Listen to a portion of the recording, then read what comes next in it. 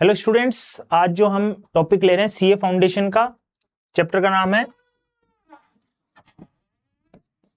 Ratio, proportion,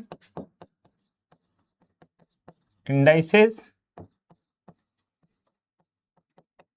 and logarithm.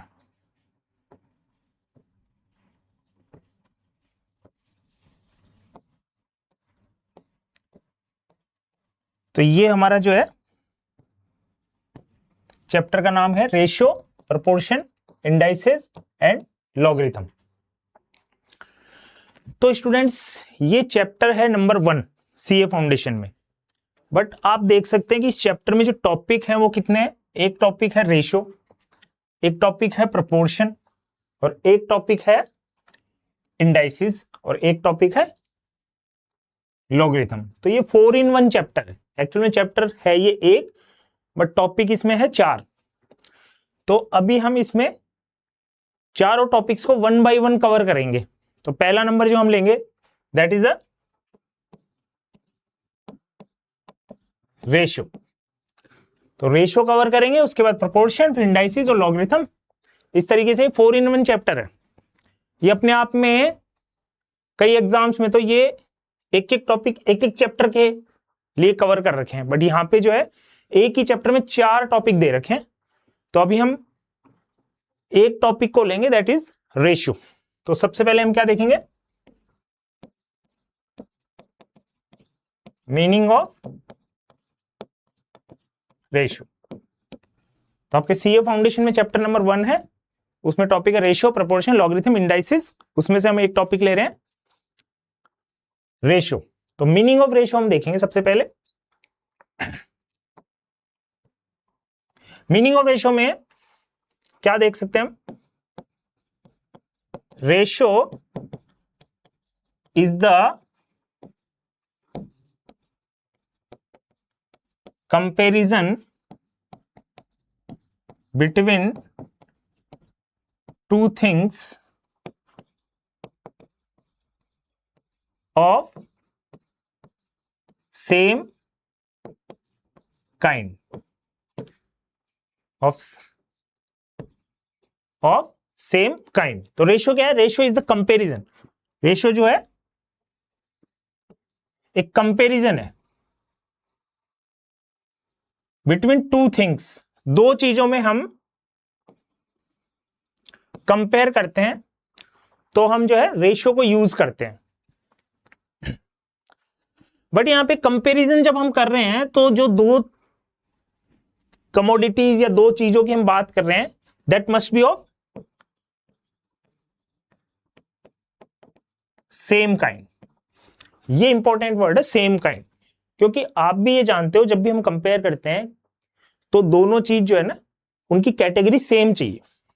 जैसे example क्या ले सकते हैं, केजी का कंपैरिजन आप केजी से करोगे, या इसको और सुधार करें तो वेट का कंपैरिजन किससे करेंगे, वेट से। क्योंकि केजी के सामने अगर ग्राम भी आ गया तो हम कन्वर्ट कर सकते हैं। तो ये कहना ज्यादा ठीक होगा that weight can be compared with weight. Weight के साथ वेट को ही कंपेयर किया जा सकता है।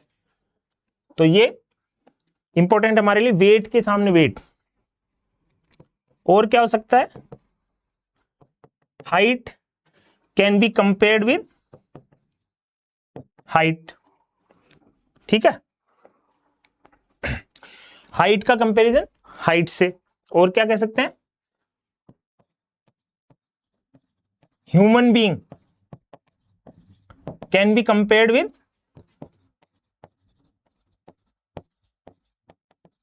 Human being.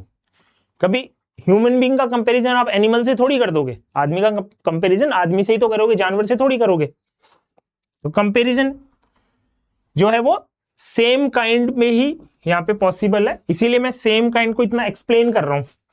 अब जैसे आप देखो, क्या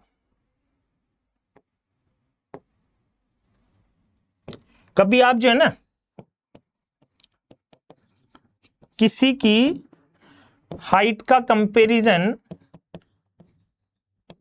उसकी इंटेलिजेंस से करना चाहो तो पॉसिबल है क्या?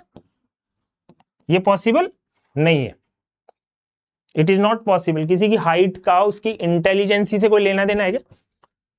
Height is not related with the intelligence of any particular person. अब सचिन तेंदुलकर की हाइट कितनी कम थी, बट जब वेस्ट इंडीज के 7 फुट के बॉलर, 7-7 फुट के बॉलर जो आते थे तो बाउंड्री लाइन पे 6 खाते हुए जाते थे वो। तो सचिन की हाइट का उसकी परफॉर्मेंस, यहां पे इंटेलिजेंस को हम परफॉर्मेंस भी बोले तो परफॉर्मेंस से तो कोई लेना देना ही नहीं था। इसका मतलब हम हाइट का कंपैरिजन इंटेलिजेंसी से नहीं कर सकते। तो ये मैं आपको बताना चाह रहा था कि कैटेगरी जो है वो सेम होगी तो ही कंपैरिजन पॉसिबल है, अदरवाइज वो पॉसिबल नहीं है। तो हमने सबसे पहले ये रेशियो का मीनिंग ये जान लिया है। अब हम थोड़ा आगे बढ़ सकते हैं। देखो, इसका आप स्क्रीनशॉट ले सकते हो एक बार आप, या फिर थोड़ा और कंप्लीट कर लेते हैं उसके बाद ले लेना आप। देखो यहां पे टर्म्स यूज्ड, देखो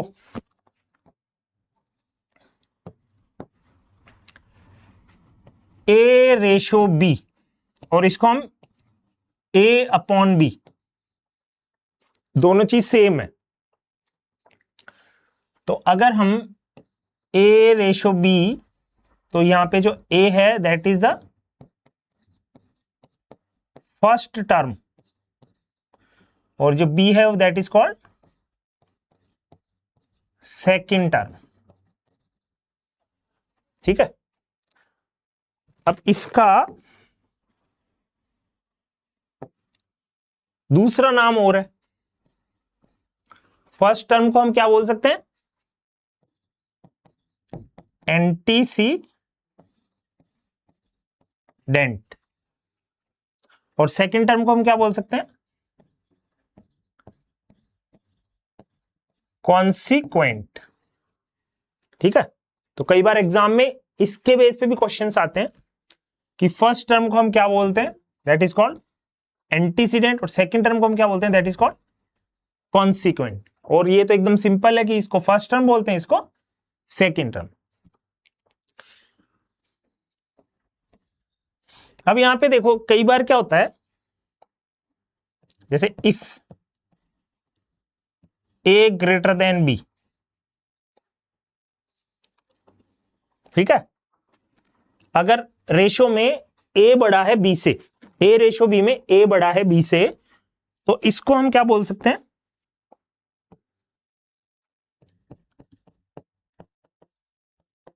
it is the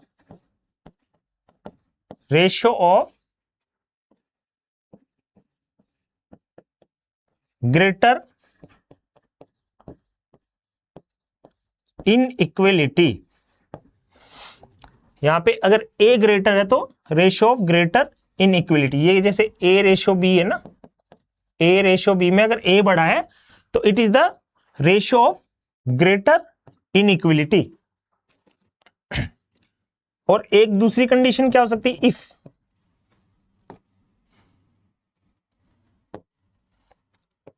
A less than b. अगर ए रेशो बी में ए जो है लेस है, छोटा है, तो उसको हम क्या बोल सकते हैं?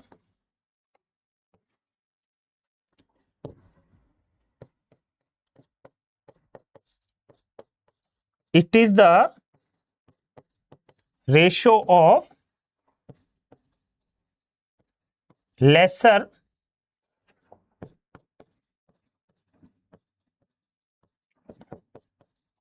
Inequality. It is the ratio of lesser inequality. तो ये भी एग्जाम में कई बार क्वेश्चंस आते हैं कि आपको रेशो दे देगा।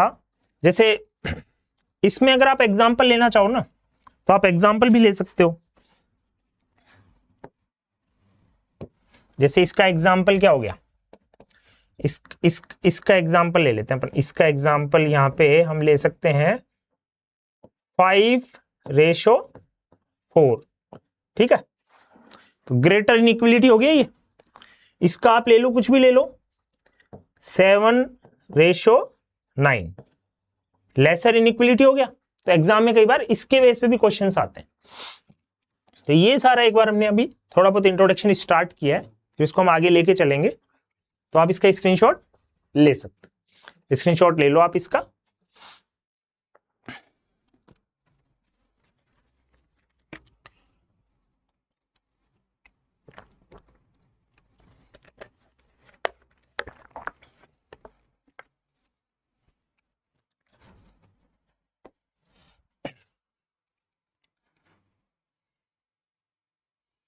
अब देखो हम देखते हैं टाइप्स ऑफ रेशियो। तो पहला टाइप हम देख लेते हैं, inverse ratio. Inverse ratio, inverse ratio, inverse ratio का देखो, इसमें मैं आपको जो है ना एग्जाम्पल से ही क्लियर कर दूंगा कि इनवर्स रेशियो क्या होता है। एकदम सिंपल जो है ना ये, इसमें रिवर्स करना रहता है और कुछ भी नहीं है। जैसे 4:5 है, अब मैं क्या कर रहा हूं, इसका इनवर्स रेशियो क्या हो जाएगा, 5:4, बस। It is very very simple. मतलब एकदम फोल्ड करना आपको, रिवर्स करना है, इनवर्स करना है। तो इसमें तो हम कोई ज्यादा माइंड लगाएंगे ही नहीं, थोड़ा सा माइंड में बचा के तो रखना है ना। आगे जो कंसेप्ट आएंगे हैवी, उनके लिए भी माइंड बचा लेते हैं। इनवर्स में इतना दिमाग नहीं लगाएंगे, दिमाग लगाने के कुछ हैवी नहीं। सेकंड नंबर देख सकते हैं हम,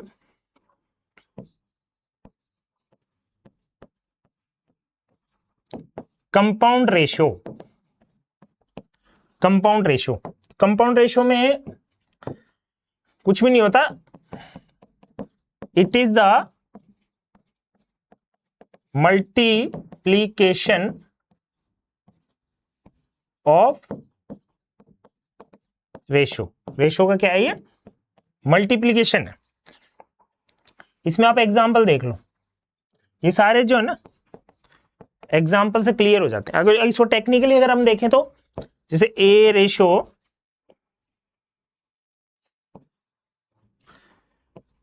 A:B, C:D, E:F। तो इसका अगर कंपाउंड रेशियो अगर आप देखोगे ना तो क्या होगा, ACE रेशियो BDF, ये हो जाएगा। मतलब मैंने A को C से मल्टीप्लाई किया और उसको E से, और B को D से, और D को F से। बट इसको अगर आप अप्लाई करना चाहते हो तो आप कुछ भी डिजिट्स ले सकते हो। जैसे मान लो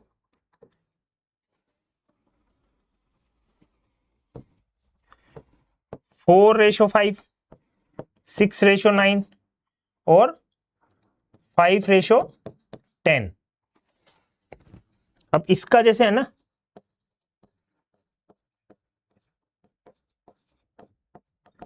कंपाउंड रेशियो करना है हमने, तो आप क्या करो, वैसे देखो 4/6 इंटू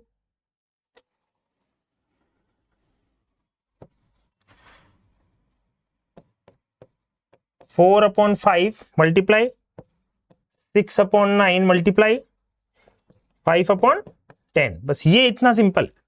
आपने पहले ये रेशियो पकड़ा, फिर ये पकड़ा, फिर ये पकड़ा, और सबको मल्टीप्लाई कर दिया। तो देखो 5 से 5 कैंसिल, 5 से 5 क्या हो गया, कैंसिल। ये हो गया 2 × 4, 2 × 5 = 10। ये हो गया अपना 3 × 2 = 6, 3 × 3 = 9।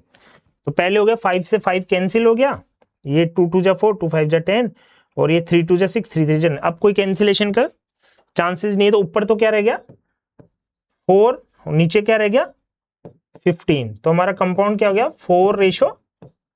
50। तो compound ratio multiplication of the ratio है।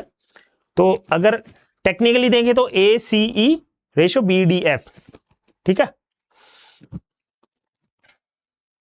ACE ratio BDF। और वैसे अगर आप देखो तो मल्टीप्लाई करना है आपको 4 को 6 से, फिर 5 से, या फिर आप रेशियो को ले लो 4/5, 6/9, 5/10 को आपस में मल्टीप्लाई करना है इस तरह से लिख के, ठीक है। अब आगे चलेंगे।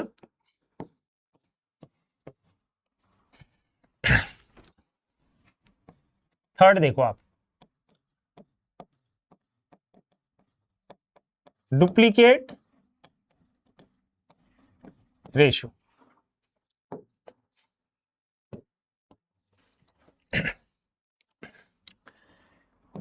इसका क्या है, इट इज द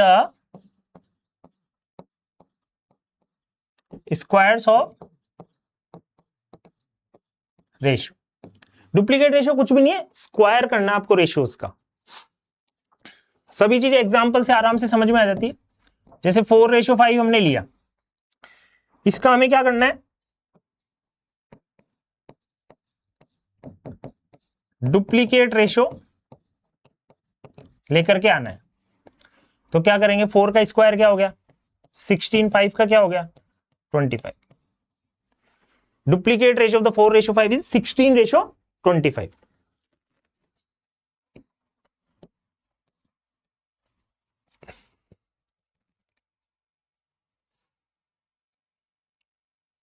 ठीक है, तो डुप्लीकेट में भी कोई दिक्कत नहीं आ रही।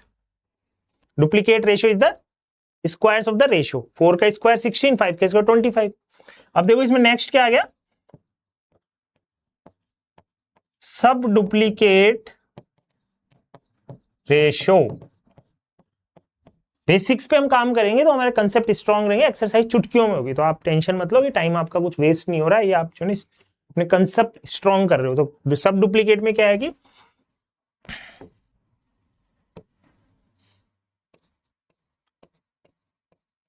Square root of ratio, square root.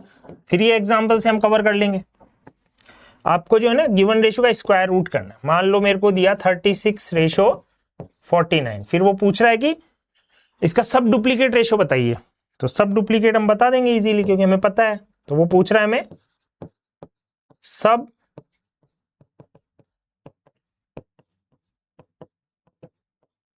Duplicate ratio. तो 36 का स्क्वायर रूट 6 और 49 का स्क्वायर रूट 7, ठीक है। 6 और 7 ये क्या हो गया, इसका सब डुप्लीकेट रेशियो हो गया, ठीक है। और आपके कैलकुलेटर जो है सीए फाउंडेशन के एग्जाम में, आप सभी जानते हो कि calculator is allowed in your examination. तो कैलकुलेशन हमारी कभी भी टेंशन रहने वाली है नहीं।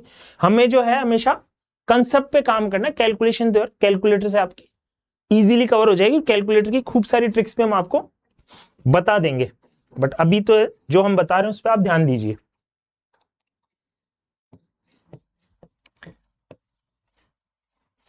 सब डुप्लीकेट हो गया। अब हम आते हैं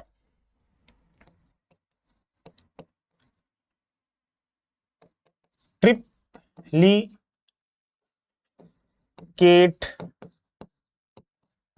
ratio. Triplicate ratio, triplicate ratio में भी कुछ भी नहीं है।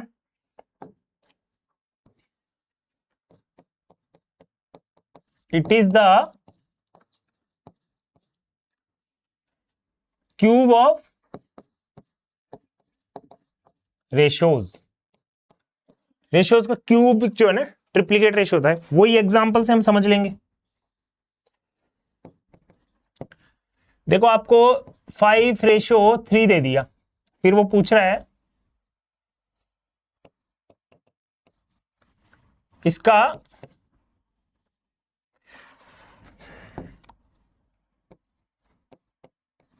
इसका ट्रिप्लीकेट रेशियो। इसका क्या पूछ रहा है, ट्रिप्लीकेट रेशियो। तो 5 का क्यूब क्या हो गया 125 और 3 का क्यूब 27, ठीक है। क्यूब तो सब जानते ही हैं। बोले सर क्यों हंसी उड़ा रहे हो, मैं तो अप्रिशिएट कर रहा हूं कि क्यूब तो जानते ही हैं सब। 5 का क्यूब तो 125 होता है, 3 का क्यूब जो है ना 27 होता है। नहीं जानते तो कैलकुलेटर पे निकाल लो। 5 का क्यूब क्या होगा? 5 5 5 और 3 का क्या होगा?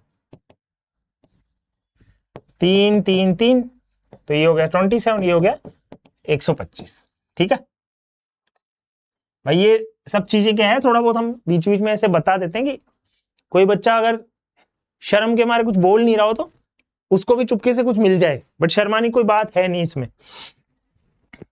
छोटी चीज से लेके बड़ी चीज तक भी हम बता देते हैं। ट्रिप्लीकेट रेशियो में हमने क्या कर दिया? क्यूब कर दिया। अब हम आगे चलते हैं। 6 क्या है? सब ट्रिप्लीकेट रेशो। तो इसमें क्या करेंगे हम?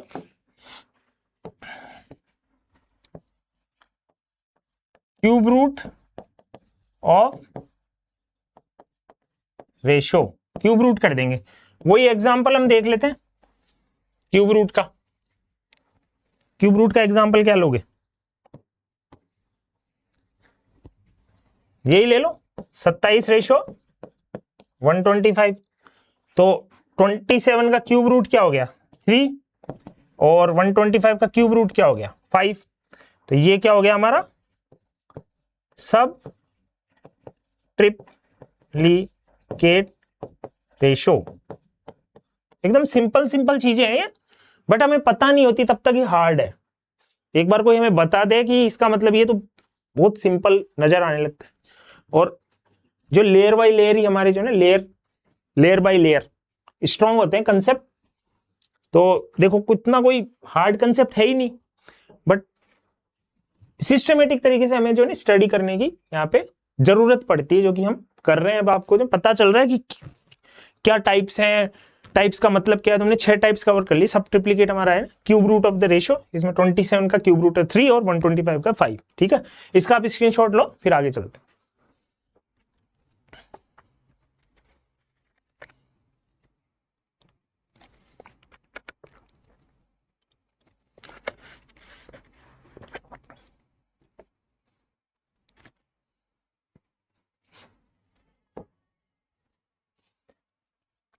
अब 7th देख लेते हैं हम।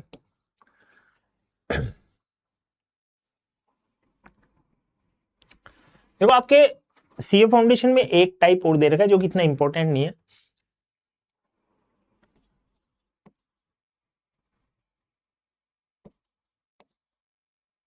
कम्यूनरेबल रेशियो, कॉमनसरेबल रेशियो। एक तो ये दे रखा है आपके कॉमनसरेबल रेशियो। तो इसमें क्या होता है?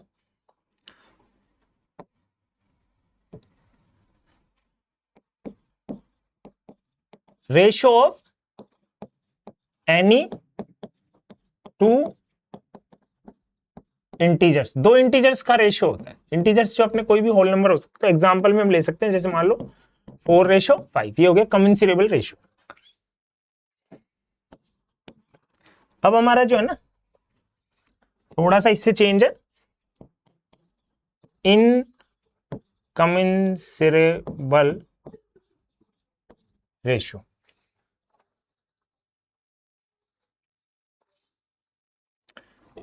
थोड़ा सा यहाँ चेक कर लेते हैं हम।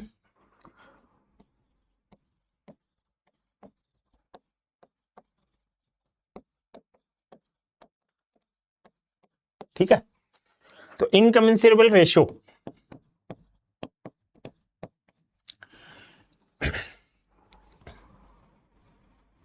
तो ये तो था हमारा इंटीजर्स का।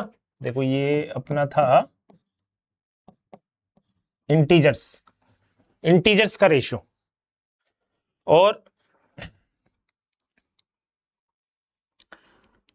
इसको आप जो है ना एग्जाम्पल से देखो, जो कि इंटीजर्स नहीं होते उनका रेशियो है इनकमेंसरेबल रेशियो कहलाता है।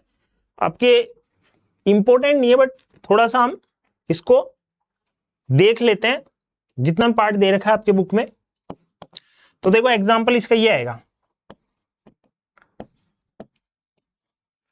√3 रेशो √2। तो इसको बोलते हैं इनकमेंसरेबल रेशियो। बट ये एग्जाम में ना के बराबर पूछा जाता है अधिकतर, तो कई बार तो टीचर्स इसको एक्सप्लेन भी नहीं करते, बट यहाँ पे आपको मैथ्स पढ़ रहे हो पता तो होना चाहिए। कमेंसरेबल आपके इंटीजर्स का रेशियो होता है, इंटीजर्स आप जानते हो होल नंबर, और इनकमेंसरेबल का मतलब होता है आपका जो कि इंटीजर नहीं होते, √3 और √2 इस तरह के नंबर का रेशियो जब बात करें तो that will be in the category of incommensurable ratio. इसके बारे में कभी मैं किसी शॉर्ट वीडियो में आपको बता दूंगा कि इसके पीछे क्या स्टोरी है, बट वो अभी आपका टाइम वेस्ट ही होगा, ऐसा कोई जानना अभी आपको यहाँ पे कंपलसरी नहीं है। वो कभी आप अपनी नॉलेज बढ़ाने के लिए एक एंटरटेनमेंट पार्ट रहेगा, उसमें कभी हम डिस्कस करेंगे। अभी इतना ही जानना आपके लिए इंपॉर्टेंट है।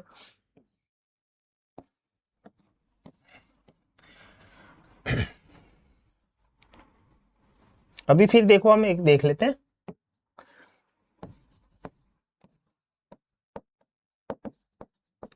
Continued ratio.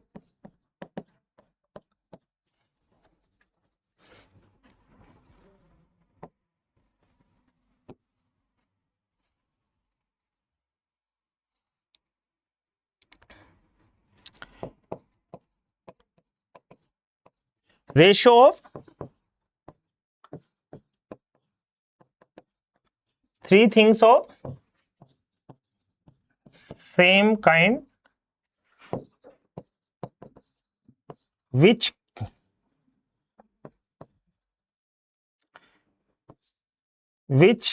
can be expressed in the form of A ratio B ratio C। ठीक है, देखो A ratio B ratio C में कन्वर्ट करना रहता है कंटिन्यूड रेशो में, काफी इंपॉर्टेंट रहता है ये। तो इसको जो है ना, सेम कैटेगरी की तीन चीज होती है, उनको हम A ratio B ratio C में एक्सप्रेस कर सके, इस टाइप की रेशो हम बोलते हैं कंटिन्यूड रेशो। तो ये ज्यादा आपको समझ में आएगा एग्जाम्पल से, जैसे कैसे इसका आप न्यूमेरिकल समझ लोगे ना तो ही ज्यादा बढ़िया रहेगा। जैसे एग्जाम्पल है, मान लो आपको A रेशो B गिवन दे रखा है 4:5, 4:5, और आपको B रेशो C दे रखा है 2:3। ठीक है, अब आपको इसमें A ratio B ratio C बोलेगा, ये आप जो है ना फाइंड आउट करो। ऐसे आपको क्वेश्चन में दे देगा A ratio B 4:5, B ratio C 2:3, तो A B C क्या है। ये कंटिन्यू रेशो आपको एग्जाम्पल से समझने में फायदा रहता है। तो अभी हम एग्जाम्पल में देखते हैं कैसे करते हैं। इस क्वेश्चन की एक ट्रिक होती है, आप पहले क्या करो, जैसे इसमें ऐसे होता है A रेशो B और फिर B रेशो C, ऐसे आप रख दोगे A B C निकल के आ जाएगा। तो इसको हम अप्लाई करते हैं। देखो आपका पहले आप रख दो 4:5, ये हो गया आपका 15, ये हो गया 10 और ये हो गया 8। 5 को 3 से मल्टीप्लाई करना है, 3 को 5 से करना है। ठीक है, 3 को 5 से मल्टीप्लाई करना है, 2 को 5 से करना है, 2 को 4 से करना है, 3 5 जा 15, 2 5 जा 10 और 4 2 जा 8। कटेगा ये? नहीं कटेगा। 2 से काटोगे 2 4 जा 8, 2 5 जा, नहीं कटेगा, 5 से भी नहीं कट रहा। तो यहां पे A ratio B ratio C जो है ना 8:10:15 के फॉर्म में आ गया। तो कंटिन्यूड रेशियो जो है ना आपको इस तरीके से याद रखना है। एग्जामिनेशन पॉइंट ऑफ व्यू से आपको ऐसे क्वेश्चंस आते हैं, तो आपको क्वेश्चंस का भी सैंपल यहीं पे मिल गया कि A ratio B ratio C के फॉर्म में लेके आना होता है। ट्रिक भी मैंने आपको बता दी, और एक चीज मैंने डिस्कस की, कट नहीं रहा। तो इससे भी एक बात निकल के सामने आती है कि आप एक नोट भी लिख सकते हैं, ratio is generally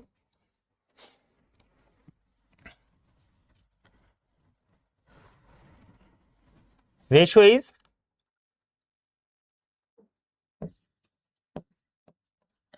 expressed in its simplest form।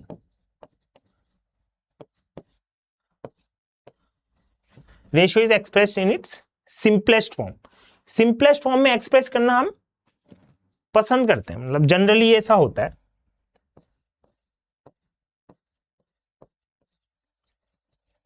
Generally हम जो है ना एक्सप्रेस करना चाहते हैं सिंपलेस्ट फॉर्म में, या फिर हम इसको ऐसे कह सकते हैं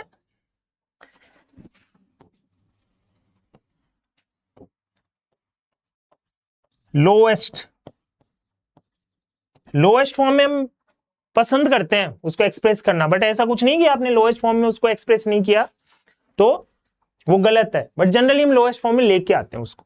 तो आप ये भी याद रख सकते हो। तभी तो मैंने देखा भी कट रहा है क्या, क्योंकि अब आपके एग्जाम में ये भी ऑप्शन में आ सकता है इसका कटिंग, अगर ये कट रहा होता तो उसका कट किया ऑप्शन भी आ जाता।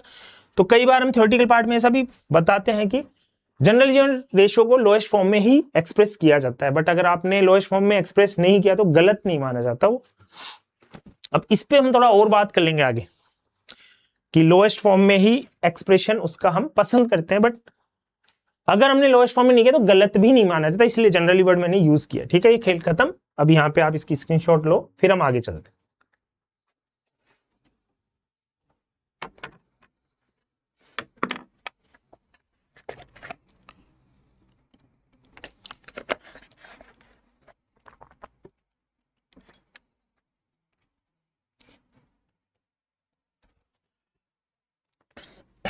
देखो एक भी हम थोड़ा सा एक नोट और ले लेंगे।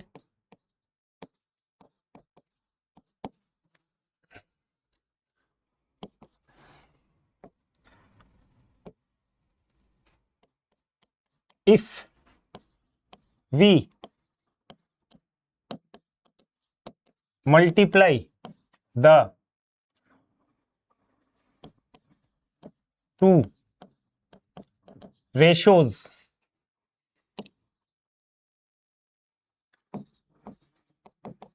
with same number, then result will not change। Change नहीं होगा रिजल्ट। अगर आप मल्टीप्लाई करोगे तो दो रेशियोज को सेम नंबर से, यहाँ पे वर्ड जो सबसे इंपॉर्टेंट पार्ट है वो सेम नंबर से आप ऊपर नीचे, if you multiply the two ratios with same number then result will not change. तो इसको आप एक्सप्लेन कर सकते हैं एग्जांपल से। देखो कैसे, जैसे आपको गिवन रेशियो दे रहेगा 4:5, इसको हम ऐसे लिख सकते हैं 4, तो इसको मैं मल्टीप्लाई कर रहा हूं ऊपर भी 3 से और नीचे भी 3 से, तो इसका रिजल्ट क्या हो गया? इसका रिजल्ट हो गया 12/15। 12/15।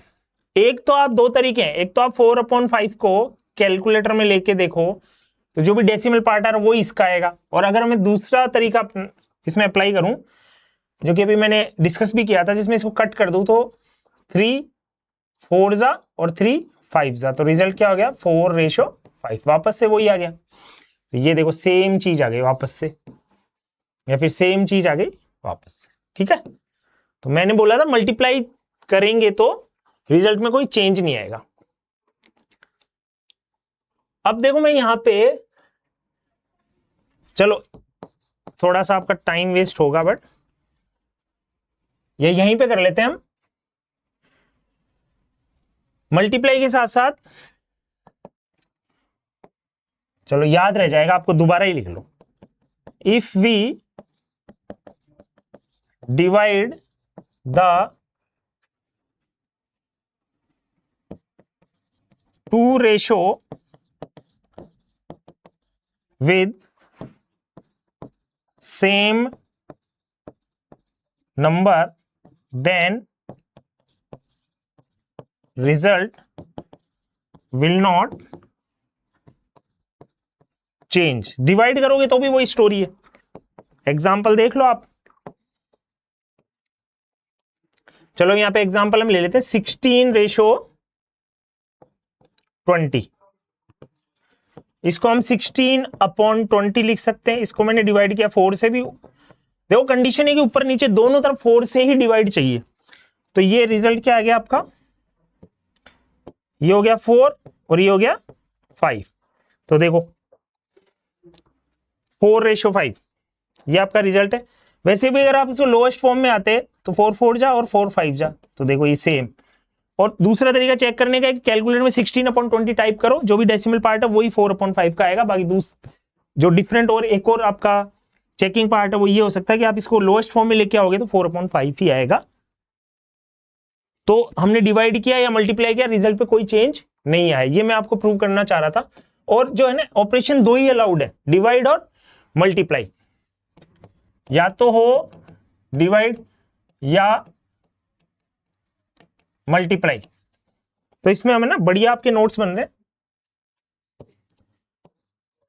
Only 2 operations are allowed, only 2 operations are allowed. Not allowed में क्या क्या है? नॉट अलाउड में क्या है वो तो आपको खुद ही समझ में आ रहा होगा। नॉट अलाउड में एडिशन एंड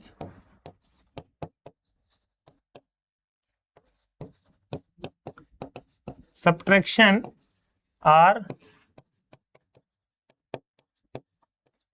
नॉट अलाउड।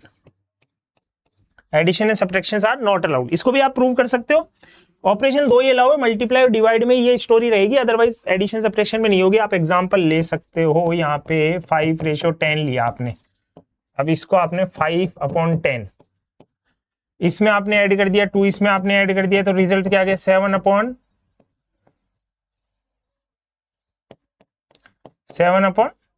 तो 7/12 इज नॉट इक्वल टू 5/10। चाहे कैलकुलेटर पर टाइप करके देखने, ये दोनों इक्वल नहीं है।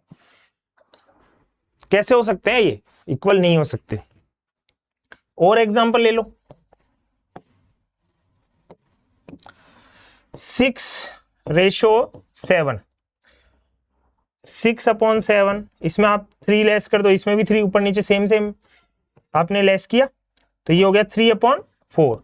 तो आपका जो है ना 3/4 भी कैलकुलेटर में आप टाइप कर रहे हैं, नॉट इक्वल टू 6/7। तो ऑपरेशन दो ही अलाउड है, डिवाइड एंड मल्टीप्लाई। और यहां पे हम बस एक लास्ट चीज और देखें, ऑर्डर।